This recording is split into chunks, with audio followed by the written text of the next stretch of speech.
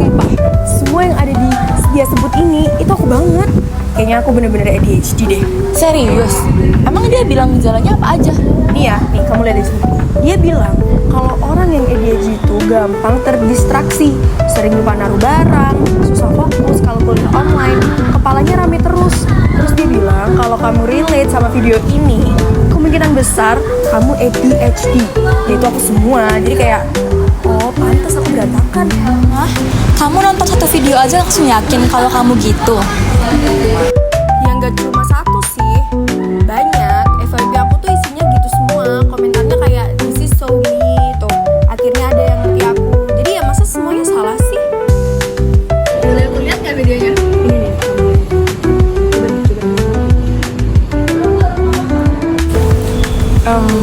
Tapi kan jas putih itu belum tentu ijazah. Bisa jadi itu cuma properti.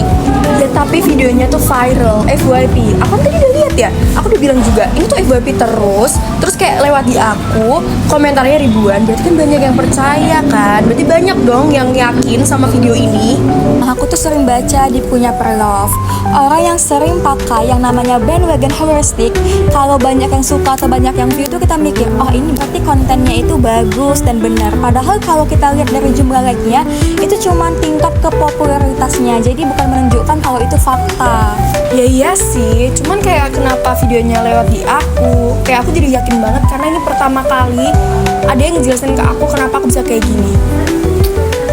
Aku percaya sih, kamu tuh lagi capek, lagi bingung. Cuma aku tuh pengennya kamu tuh sebelum ngasih label ke diri kamu tuh coba bedah pelan-pelan dulu sumbernya. Kamu tuh nonton apa, itu dari mana, itu fakta atau cuma konten gitu. Gini ya, minggu lalu tuh aku sempat baca ada satu laporan kayak tentang konten mental health gitu di TikTok. Katanya waktu mereka ngecek 100 video mental health yang paling banyak ditonton, ada lebih dari setengahnya itu mengandung misinformasi atau saraninnya tuh nggak akurat. Oh, serius? Lebih dari setengah? Iya. Nah iya, aku juga pernah baca nih ya di TikTok khusus yang membahas tentang studi ADHD. Katanya itu lebih dari separuh klaim soal ADHD di video itu nggak benar secara ilmiah. Jadi banyak banget orang yang merasa relate, padahal penjelasannya disederhanakan secara berlebihan. Ya kan? Emang kita tuh nggak boleh asal percaya sama video-video kayak gitu. Dan kita tahu sekarang banyak banget anak muda yang cari infonya tuh lewat sosmed. Ada survei dari UK bilang sekitar 40% Gen Z pakai sosial media itu buat cari sumber informasi kesehatan. Jadi bukan cuma kamu yang tertarik, banyak juga Gen Z lain yang tertarik. Jadi aku korban algoritma gitu? Iya. Aku ngerti sih, kamu tuh pasti rasanya apa yang kamu rasain tuh pengen kamu labelin gitu. Cuma ya waktu aku baca Larsen juga di kelas sama Pia, ada bahasan soal kebutuhan dan emosi sebagai dasar kita tuh gampang dipersuasi. Nah kadang punya label itu malah bikin kita merasa tuh gak sendirian gitu. Jadi kayak kamu punya temen yang sama nih buat temen yang sama yang rasain apa yang kamu rasain juga gitu.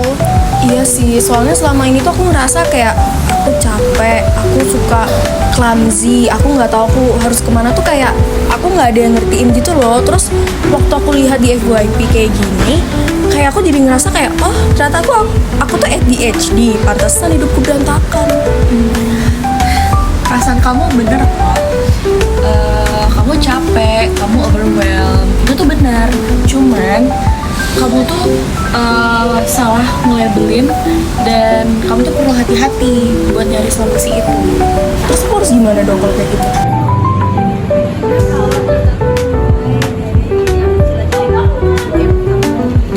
Lihat video-video yang mendiagnosa mental itu ke grup kita, jadi kita bisa bantu